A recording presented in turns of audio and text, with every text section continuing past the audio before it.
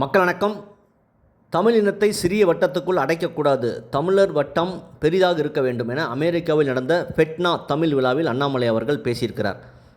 அதாவது அண்ணாமலை அவர்கள் அமெரிக்காவில் உள்ள தமிழ் சங்க பேரவையான ஃபெட்னா சார்பில் நியூ ஜெர்சியில் நடந்த தமிழ் விழாவில் பி த லீடர்ஸ் அமைப்பின் தலைவர் என்கிற முறையில் ஒரு சிறப்பு அழைப்பாளராக அந்த விழாவில் கலந்து கொண்டார். அப்பொழுது அண்ணாமலை அதை முன்னிட்டு ஒரு வாரத்துக்கு முன்பு ஒரு பத்திரிகை, இங்கே தமிழ் பத்திரிகை ஒரு செய்தி வெளியிட்டிருந்தது. அதனால் அண்ணாமலை இந்துத்துவாவுக்கு எதிராக கொள்கையில் பேசப் போகிறாரா என்று. ஏனென்றால் ஃபெட்னா அமைப்பு அமெரிக்காவில் தமிழ் சங்கம் அமைப்பாக இருந்தாலும் கூட அது சமீபத்தில் திமுகவின் கொள்கையை பேசுவதாக அது மேலே ஒரு குறை இருக்கிறது. ஆகவே அண்ணாமலை அவர்கள் கலந்து கொள்ளும்போது திமுக கொள்கை என்ன? கடவுள் மறுப்பு கொள்கை, கடவுள் எதிர்ப்பாக அவர் பேசுவார்கள். ஆகவே அண்ணாமலை அவர்கள் இந்துத்துவாவுக்கு எதிராக பேசப் போகிறாரா என்று ஒரு செய்தி வந்தது. அதை அண்ணாமலை அவர்கள் அந்த விழாவில் தெளிவாக விளக்கியிருக்கிறார். அதாவது, நான் இந்த விழாவில் பங்கேற்பதை அறிவித்த பின் இந்துத்துவா எதிர்ப்பு கொள்கைக்கு அண்ணாமலை மாறுகிறாரா என எழுதினர்.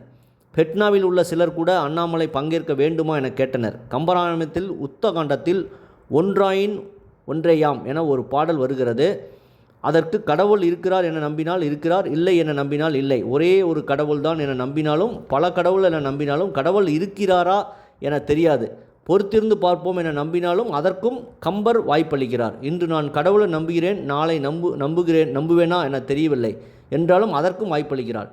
மலேசியாவாக இருந்தாலும் சிங்கப்பூராக இருந்தாலும் சாதாரணமாக வியாபார நண்பர்கள் முதல் ஜனாதிபதி வரை தமிழர்கள் இருப்பதை பார்க்கிறோம். நாம் தயவு செய்து நம் தமிழர் இனத்தை ஒரு சிறிய வட்டத்துக்குள் அடைக்கக்கூடாது. ஹிந்து, முஸ்லீம், கிறிஸ்துவர் என வட்டத்துக்குள் அடைக்கக்கூடாது. எல்லாவற்றையும் தாண்டி தமிழர் என வட்டம் பெரிய வட்டமாக இருக்க வேண்டும். அதில் எல்லோரும் இருக்க வேண்டும். இதை அழுத்தம் திருத்தமாக நான் சொல்வதற்கு காரணம், நாம் தமிழ் மொழியின் புறநானூறு கடந்த 2000 ஆண்டுகளை தாண்டி நிற்கும் அற்புதமான நூல். அதில் கூட 182ஆம் பாடல், உங்கள் குழந்தைகளையும் படிக்க சொல்லுங்கள், அது உண்டாளமன் இவ்வுலகம் என்ற பாடலாகும் என்று அவர் சொல்லியிருக்கிறார். ஒரு தமிழன் எப்படி இருக்க வேண்டும் என்றால் அமிர்தமே கிடைத்தாலும் பகிர்ந்து உண்ண வேண்டும். கல்விக்கான முக்கியத்துவத்தை 2000 ஆண்டுகளுக்கு முன்பே பேசியிருக்கிறோம். ஒரு மனித குலம் அறத்துடன் எப்படி வாழ வேண்டும் என்று சொன்ன அற்புதமான நிலத்தில் இருந்து இங்கு வந்து இருக்கிறோம். வரும் காலத்தில் எல்லோரையும் ஒருங்கிணைக்கும் பாலமாக உலகத்தில் இருக்கும் எல்லோருக்கும் குரல் கொடுக்கும் அமைப்பாக ஃபெட்னா இருக்க வேண்டும் என்று அவர் கேட்டுக்கொண்டிருக்கிறார்.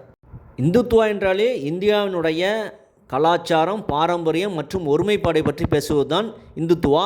அதை பேசுபவர்கள் தான் இந்துத்துவ அரசியல்வாதிகள் என்று இங்கே இருக்கிற இடதுசாரி அரசியல்வாதிகள், அதாவது திமுக, காங்கிரஸ், விசிக போன்றவர்களெல்லாம் தவறாக சொல்லி வருகிறார்கள்.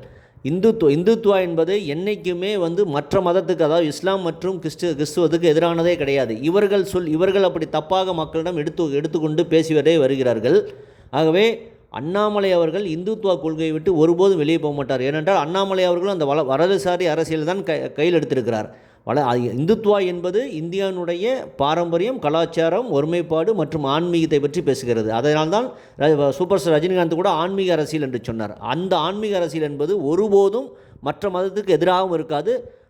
ஆகவே இவர்கள் தான் அப்படி பேசி மக்களை மொழியை வைத்து பிரிக்கிறார்கள். அண்ணாமலை அவர்கள் ஒருபோதும் அதிலிருந்து ஒரு இந்துத்துவ அரசியலை விட்டு வெளியே போக மாட்டார். இந்துத்துவ அரசியல் என்பது இந்த நாட்டுக்கு அவசியமான அரசியல். அதுதான் ஒற்றுமையை பேசும் அரசியல். சாதி மதம் கடந்து எல்லாரும் ஒற்றுமை என்று பேசும் அரசியல். அதைத்தான் அண்ணாமலை அவர்கள் அமெரிக்காவில் நடந்த அந்த விழாவில் தெளிவாக எடுத்து கூறியிருக்கிறார். இதை பற்றி உங்களுக்கு கருத்து என்பதை கமெண்ட் செய்யுங்க. சேனலை ப்ளீஸ் சப்ஸ்கிரைப் அண்ட் ஷேர் செய்யுங்க. நன்றி, வணக்கம், ஜெய்ஹிந்த்.